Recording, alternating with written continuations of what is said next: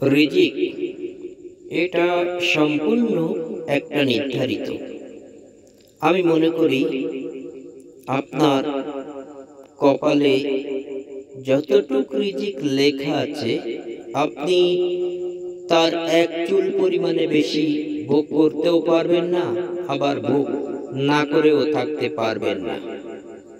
এই কারণে যতই আপনি মানুষের সাথে ভালো ব্যবহার করে অথবা আপনি খারাপ আচরণ করে আপনার রিজিক যদি ছিনিয়ে নিতে চান, সেটা কোনো ক্রমেই সম্ভব না। তো আমি মনে করি সৃষ্টিকর্তার কাছে আপনি প্রার্থনা করুন। হয়তো দোয়া করলে আল্লাহ তাআলা আপনার রিজিক বাড়িয়ে দিতেও পারেন, আবার ওই রিজিকে বরকত দান করতেও পারেন। তো প্রিয় বন্ধুরা, যদি ভিডিওটি ভালো লাগে তাহলে সকলকে দেখার সুযোগ করে দিবেন।